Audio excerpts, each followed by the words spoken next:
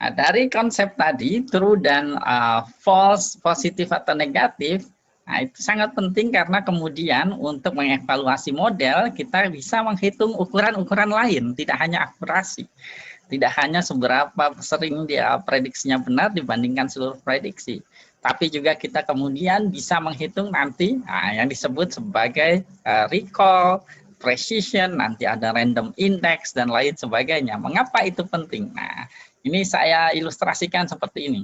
Nah, pernah suatu ketika pengalaman saya melakukan suatu penelitian, saya memiliki model dengan akurasi yang cukup baik, let's say 86%. Tapi ketika dilihat hasil precision dan recall di setiap kategorinya, ternyata nilainya tidak besar. Nah, tidak besar, padahal di penelitian itu kita ingin mengkarakterisasi setiap kategori di data yang di variabel targetnya. Nah, pada kondisi seperti itu, nah, model pertama akurasinya 86%, versus model kedua akurasinya hanya 74%, ya. Tapi precisionnya, nah ini di atas 0,9. Nah, precisionnya di atas 0,9. Nah, recall-nya rendah. Nah, tapi pada kasus ini karena tujuan dari penelitiannya ingin mengkarakterisasi setiap kategori di variabel target, maka precision menjadi lebih penting. Nah, pada aplikasi lain, contohnya misalnya kita membuat alat tes untuk seseorang kena corona atau tidak, atau COVID-19 gitu ya. Nah, ini maka yang dibutuhkan adalah recall yang tinggi. Nah, kenapa pada saat seperti ini butuh recall tinggi? Karena kita tidak kepingin seseorang yang kemudian terkena corona diprediksi sebagai tidak corona. Tidak mengapa apabila resikonya lebih kecil apabila seseorang yang tidak corona kemudian kita prediksi sebagai dia corona. Toh dia nanti harus tes swab misalnya. Nah, kita membuat alat tes yang sederhana, yang cepat. Kita kepingin recall-nya tinggi supaya kemudian semua yang benar-benar corona terprediksi sebagai corona. Nah, inilah kemudian menjadi penting untuk memahami precision, recall, dan akurasi ini. Nah, tidak selalu akurasi itu yang paling penting dalam kemudian model klasifikasi.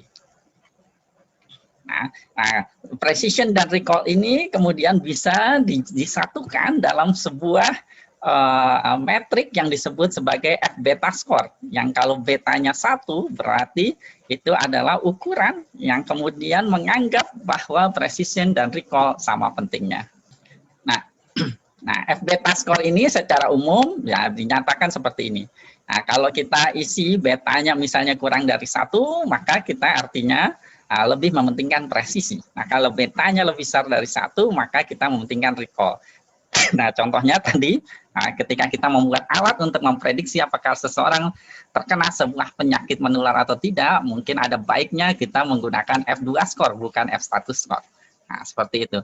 Nah, kalau kita penelitian misalnya atau pengolahan data di perusahaan atau di universitas, nah kita mau mengkarakterisasi suatu kategori tertentu di variabel target atau kadang-kadang disebut strata, ya, di big data dan data science, nah kita bisa menggunakan F setengah score karena kita kepingin karakterisasinya itu tepat, tidak dipengaruhi noise akibat kemudian false positif seperti itu. Nah, ini penting untuk dipahami bagi seorang data scientist dan data miner.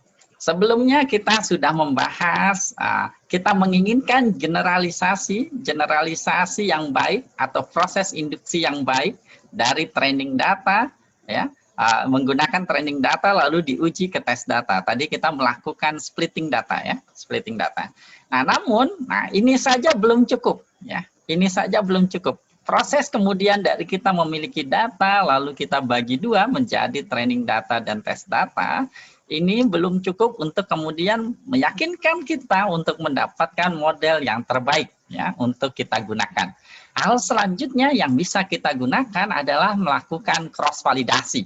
Nah, jadi pertama kita mendapatkan data, kita bagi dulu menjadi training dan testing, ya. Nah, kita dari sini melakukan mencari parameter yang paling optimal, ya, parameter yang paling optimal, lalu kita mendapatkan model yang terbaik. Nah, model yang terbaik ini kemudian masih kita uji. Kenapa perlu kita uji lebih lanjut dengan cross validasi? Karena bisa jadi pada saat kita membagi training dan tes data, nah, kebetulan saja di tes data ini kita mendapatkan data-data yang mudah untuk diprediksi. Nah, untuk meyakinkan kita bahwa model ini nanti ketika diaplikasikan di dunia nyata dia tetap memiliki performa yang baik, maka kita melakukan cross validasi. Nah, cross validasi bagaimana cara melakukannya? Nah, pertama-tama, nah ini kita bisa memakai training set atau seluruh data juga pada dasarnya tidak apa ya. Nah, kalau kita pakai training set, maka pada dasarnya kita akan membagi datanya menjadi 3, training, testing, dan validasi, seperti itu. Nah, kita bayangkan saja misalnya di sini seluruh data ya, tapi kalau mau bagi 3 itu lebih bagus lagi. Nah, itu berarti tapi kita harus punya data yang cukup ukurannya. Nah, untuk melakukan cross validasi, kita bisa memilih K-fold cross validation. Nah, K-nya ini berbeda-beda. Yang umum biasanya 10. Nah, pada kasus-kasus di mana datanya besar, biasanya hanya 5 itu cukup. Nah, tapi karena kebanyakan 10, misalkan dicontohkan di sini 10. Nah, untuk melakukan cross validasi, kalau 10-fold cross validation hanya 10, maka kita bagi datanya menjadi 10 segmen seperti ini. Nah, menjadi 10 segmen, lalu 9 segmen pertama ini kita jadikan training data untuk melakukan pemodelan. Nah, kita dapat model di sini dari training data ini. Nah, lalu kita uji dengan tes ini. Segmen yang ini ke-10. Nah, kita dapat error yang pertama. Ya. Nah, pada iterasi yang kedua, nah ini itu tadi iterasi pertama. Iterasi kedua, kemudian training datanya berubah. Jadi segmen yang ini dan ini. Nah, yang ini yang ke-9 ini jadi tes datanya. Jadi dari training data ini kita dapat model yang kedua. Model optimal yang kedua.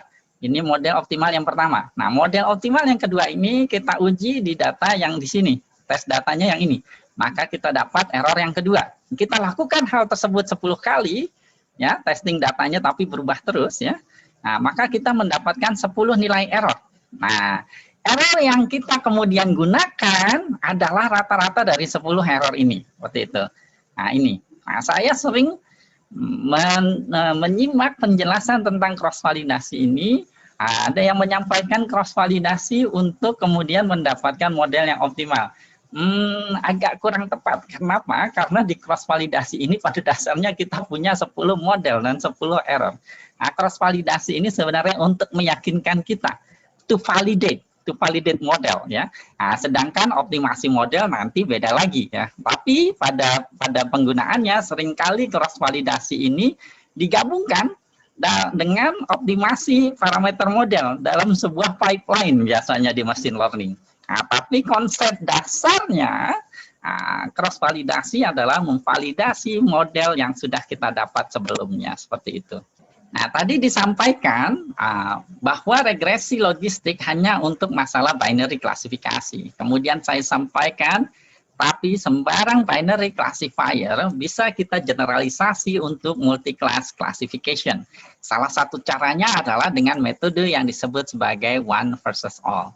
Nah, bagaimana cara melakukannya? Misalnya di data ya, di data variabel target kita memiliki 3 nilai, 3 kemungkinan nilai, misalnya A, B, C gitu ya, A, B dan C seperti ini yang ingin kita prediksi. Lalu di sini ada prediktornya, let's say X1, X2. Nah, untuk melakukan one versus all approach ya, nah, kita bayangkan A itu sebagai satu kelas, lalu B dan C digabungkan satu kelas. Lalu kita buat misalnya regresi logistiknya. Nah, kalau ini model proximity ya, tapi misalkan seperti itu. Nah, kemudian di iterasi berikutnya kita bayangkan B sebagai satu kelas, lalu A dan C digabung. Maka kita dapat model lain lagi. Selanjutnya yang terakhir kita lakukan sebanyak-banyaknya kategori di data. C sebagai satu kelas, lalu A dan B digabung. Nah, maka dalam melakukan one versus all approach, kalau kita punya misalkan K kategori di variabel target, kita akan punya K model yang akan membantu kita memprediksi suatu data itu akan termasuk di kategori yang mana.